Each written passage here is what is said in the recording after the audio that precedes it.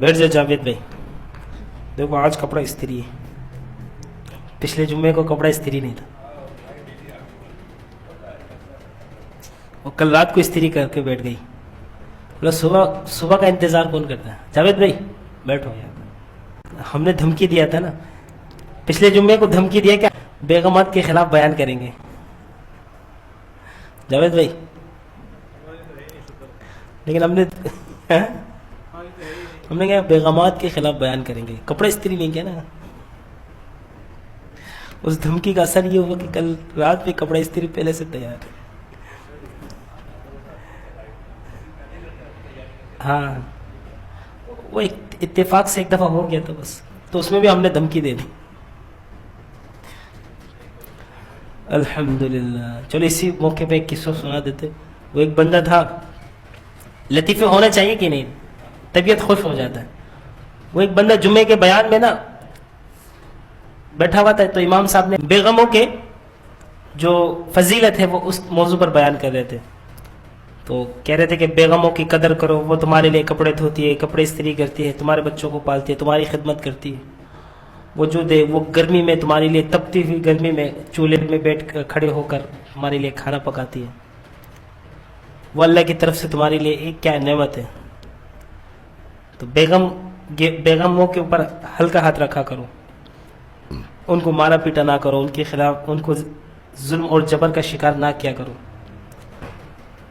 تو بیان سن کے وہ گھر گیا, اور یہ بھی تھا کہ جو بھی پکا کے دے دے اس کو چپ چاپ کھا لیا کرو, کھانے میں نقص نہ نکالا کرو, کیونکہ بعض شوہروں کی عادت ہوتی ہے نمک کم ہے, مرچ زیادہ ہے, یہ نہیں ہے وہ نہیں ہے, کیسا کھانا پکایا.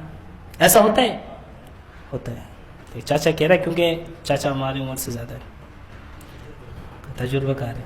ایسا ہوتا ہے نا چاچا, آپ کی عمر کتنی ہے؟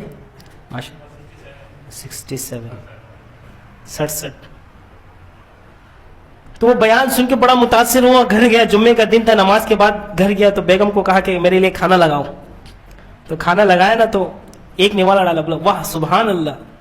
دوسرے نوالے کر واہ واہ ماشاء اللہ ماشاء اللہ. تیسرے نوالا ڈالو ماشاء اللہ سبحان اللہ ثم الحمدللہ اللہ اکبر. تو بیگم حیران و پریشان, یہ کیا ماجرا ہے. بولے کیا کھانا بنایا. پہلے نوالا ڈالا, بولا سبحان اللہ کیا کھانا ہے, کیا لذیذ کھانا ہے. دوسرے نوالے میں واہ سبحان اللہ الحمدللہ ماشاء اللہ. تیسرے نوالے میں اللہ اکبر, ایسا کھانا میں نے آج تک نہیں کھایا. کیا کھانا پکا, دل کرتا ہے اس ہاتھ کو ہی کھا لوں, اس ہاتھ کو ہی کھا لوں جس نے اس ہاتھ سے کھانا بنایا. اب بیگم غصے سے پھولی جا رہی ہے, پھولی جا رہی ہے. وہ سامنے بیٹھی ہوئی تو اٹھایا, پلیٹ اٹھایا, ایک مار اس کے سر میں ڈرم, وہ وہیں بے ہوش. پلیٹ اٹھا کر اس کو مارا, وہ وہیں بے ہوش. تو بیگم اس کو کمرے میں لے گئے. جب ہوش آیا تو کہہ رہا ہے کہ یہ کہاں ہوں میں بستر میں کیسے آ گیا, میں تو کھانا کھا رہا تھا. بولا کم وقت 20 سال سے کھانا پکا کے دے رہی ہوں, کبھی میرے کھانے کی تعریف نہیں کی. پڑوسن کے گھر سے دال آئے اور آج اس دال کی بڑی تعریف ہو رہی ہے, اس دال کی بڑی تعریف ہو رہی ہے.